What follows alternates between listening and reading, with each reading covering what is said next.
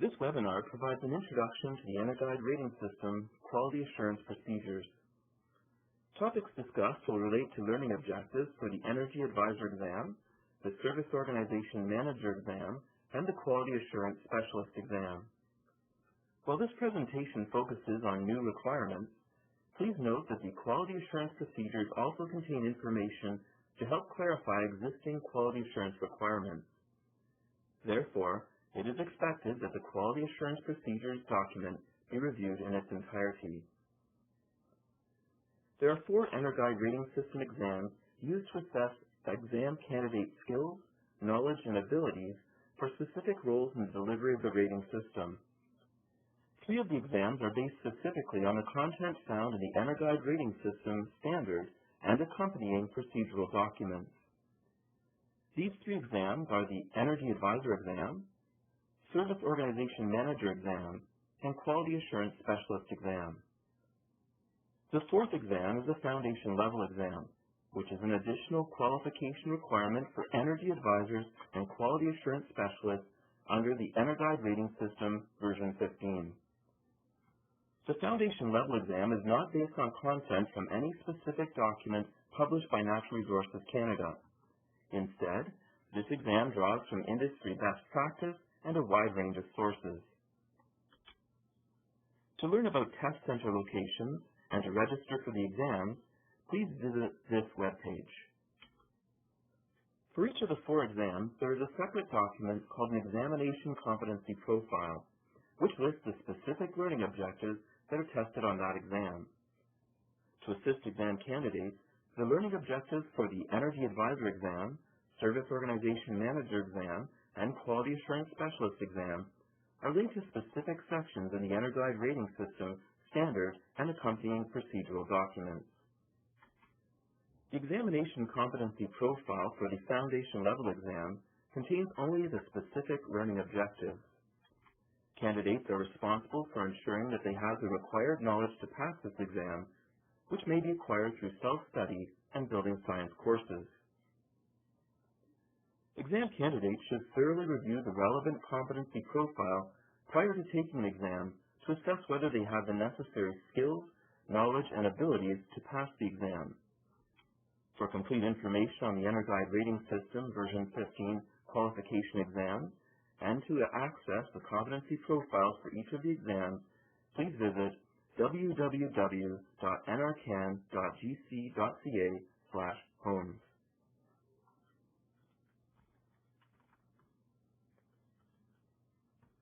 Here is an example of how this webinar will address the Quality Assurance Specialist exam's learning objectives. In the Quality Assurance Specialist Examination Competency Profile, learning objective 4.3.1 is Describe how file selection is determined. Notice that this learning objective is exclusive to the Quality Assurance Specialist exam and that the reference document is the Quality Assurance Procedures, section 3.1. In this webinar, this section will be featured along with a brief description of the file selection process.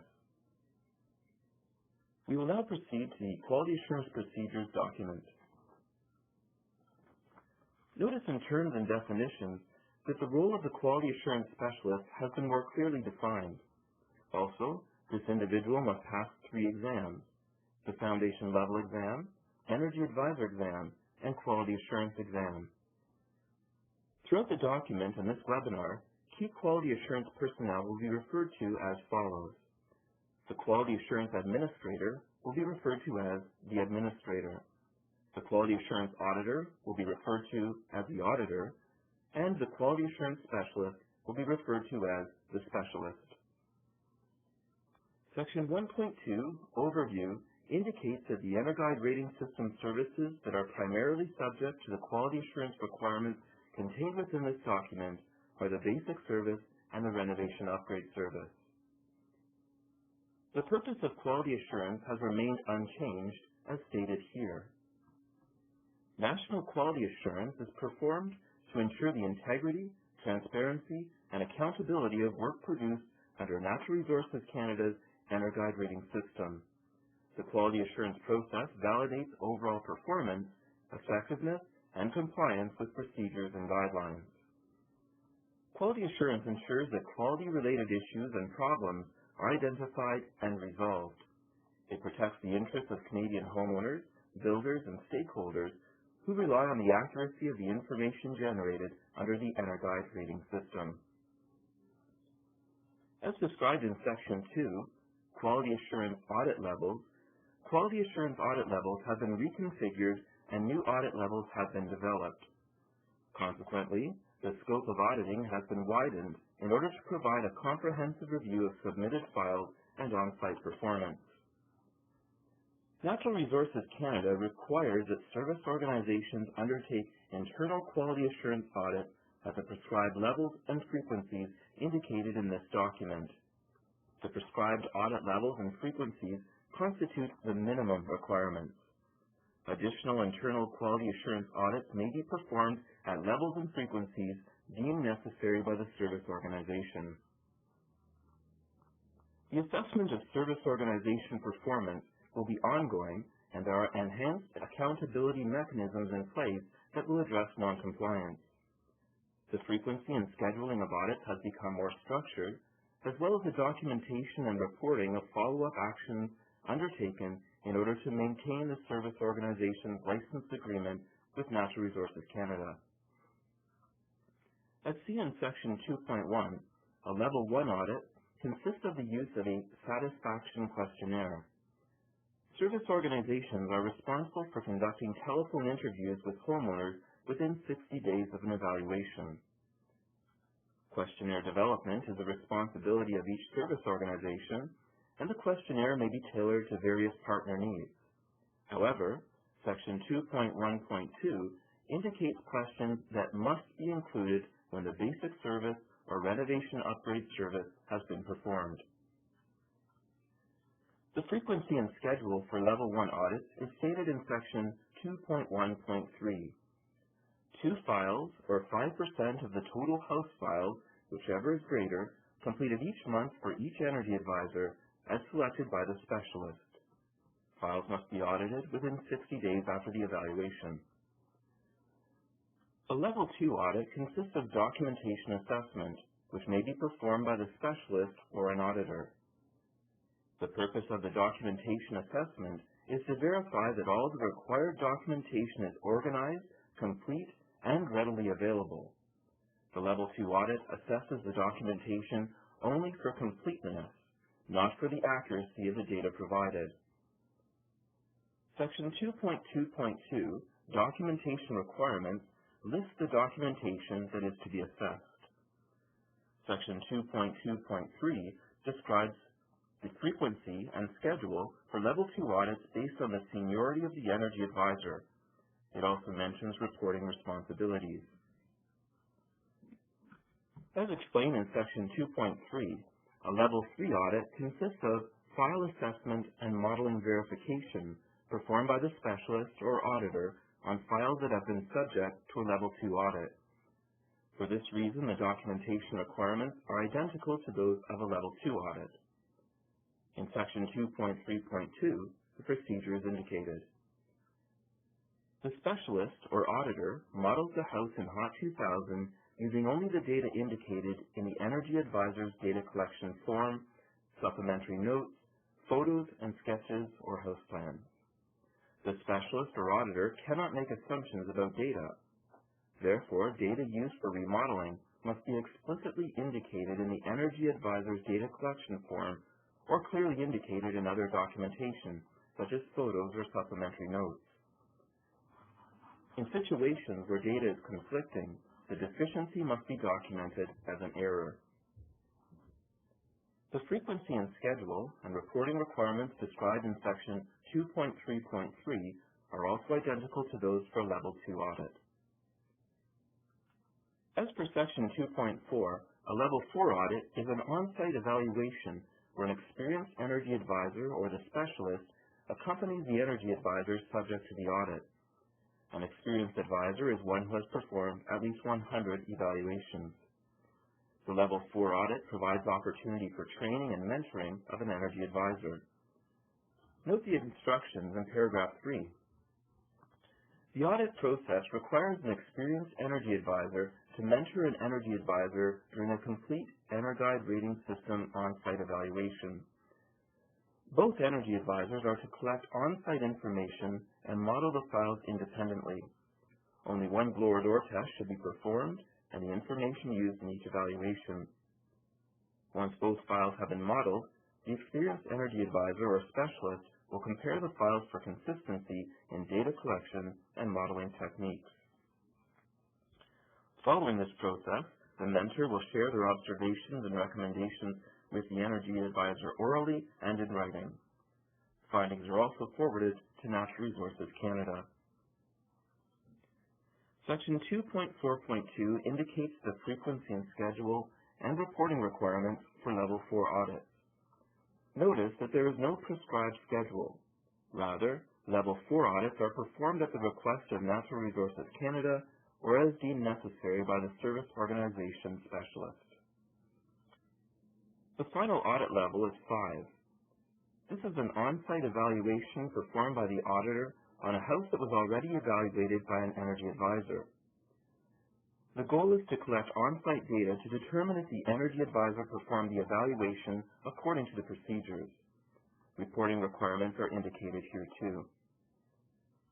As for frequency and schedule, a Level 5 audit will be carried out at the discretion of Natural Resources Canada. Section 3, File Selection, specifies criteria for the selection of files to be audited. Natural Resources Canada will select files at its discretion based on criteria such as those listed in Section 3.1. For example, a service organization submitting a high number of files on a monthly basis, an energy advisor performing an unusually high number of evaluations per day, an energy advisor who has just completed a period of suspension, and a service organization's files frequently requiring manual processing with repetitive errors. As seen in Section 3.2, files may also be selected based on stakeholder programs.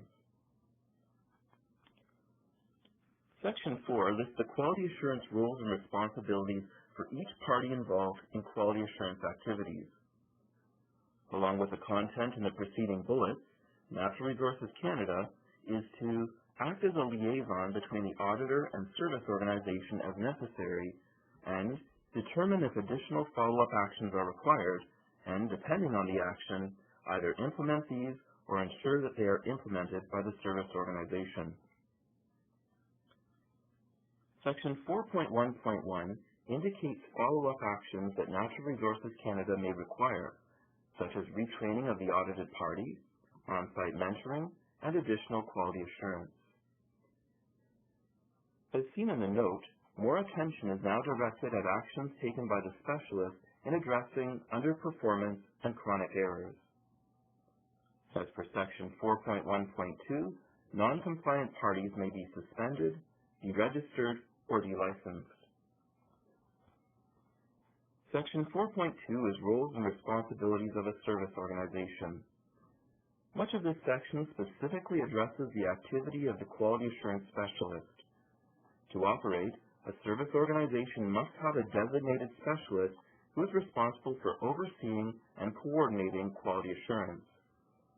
The specialist is the principal liaison between energy advisors, auditors, and Natural Resources Canada administrative staff regarding all quality assurance activities within a service organization. The quality assurance specialist is required to possess a thorough understanding of the administrative duties associated with their role, such as file management and report writing, as well as possess an expert level of technical competency for auditing files. The duties and responsibilities of the specialist have been widened and accountability mechanisms have been developed in order to ensure that non-compliant quality assurance issues are effectively tracked, documented, and reported. Quality assurance procedures have been revised to clearly convey performance expectations to the specialist. While many of the duties of the specialist have remained the same, reporting and documentation requirements have been enhanced so that the resolution of quality assurance issues can be effectively monitored over time. Moreover, the inclusion of quality assurance report summaries at each audit level provides the specialist with an opportunity to comment on chronic deficiencies, recurring errors, and underperformance trends. In Section 4.2.1, the bulleted list indicates various responsibilities of the specialist. Significant additions and alterations have been made to the duties of the specialist in performing and reporting on internal quality assurance. Clarified or new requirements are highlighted in yellow. As previously required, the specialist must continue to support external quality assurance undertaken by a third-party auditor. In supporting external quality assurance, the specialist must ensure that the auditor receives all mandatory documentation within 10 business days of the request. There is increased emphasis on post-audit reporting to ensure that the specialist undertakes measures that address feedback from Natural Resources Canada or other parties in a satisfactory and timely manner. As for Section 4.2.4, Quality Assurance Follow-up, the summary report must detail remedial actions that will be taken by the service organization to address issues. A list of possible actions are provided. The final paragraph states that a service organization may contest audit findings from third-party auditors. Issues must be substantiated with specific document references. For more information on contesting findings, refer to Section 12 of the Administrative Procedures. Section 4.2.5, Documentation Retention, refers to Section 4.2 of the Administrative Procedures. The specialist is responsible for maintaining and securely storing all records, including quality assurance records produced in the course of service delivery, for a period of no less than 3 years from the date of the home energy evaluation. It should also be noted that specialists are bound by the directives indicated in the Personal Information Protection and Electronic Documents Act. It is recommended that the specialist review the Act in its entirety, although the Quality Assurance Specialist qualifying exam will not contain any questions specifically based on the content of Appendix B. Specialists are also bound by the service organization privacy compliance requirements indicated in Section 4.2 of the Administrative Procedures. Section 4.3 outlines roles and responsibilities of energy advisors. Energy advisors are responsible for undertaking a self-administered quality assurance regime. Sections 4.3.2.1 and 4.3.2.2 list minimum output checks that must be performed when a basic service or renovation upgrade service has been provided. A brief examination of the EnerGuide label, homeowner information sheet, and renovation upgrade report may reveal an obvious modeling error or oversight. Note that these are minimum checks. As stated in Section 4.3.2, it is recommended that a comprehensive review be undertaken. In support of internal quality assurance, energy advisors must adhere to the steps listed in Section 4.3.3, including to correct files as directed by the service organization and to issue updated outputs to homeowners if the gigajoule rating changes by 5 points or more once corrections have been made. No exam questions will be based on content in Section 4.4, Roles and Responsibilities of a Quality Assurance Auditor. Section 5 is Audit Forms and Reports Discussion. Standardized audit report forms will help enhance the consistency in communicating audit findings to Natural Resources Canada. The audit report forms have been renamed, and multiple report forms must be completed for most audit levels. A brief overview of the purpose of the forms and reports used for audit levels follows. However, it is recommended that a more thorough review of each report be undertaken. Forms and reports are located in the appendices. The questionnaire results form is used to report the results of the satisfaction questionnaire. The documentation assessment form is used to report the results of each house file subject to a Level 2 audit. The file assessment and modeling verification form is used to report the results of each house file subject to a Level 3, 4, or 5 audit. The summary report is an aggregation of the audit findings as recorded in the File Assessment and Modeling Verification form. The number of files populating the form is left to the user's discretion. The Notes for Natural Resources Canada report is created by the auditor for confidential reporting of findings to Natural Resources Canada. The table in Appendix A, Reports, can be used as a quick reference guide for determining the form or report required for each audit level. This concludes the EnerGuide Rating System Quality Assurance Procedures webinar.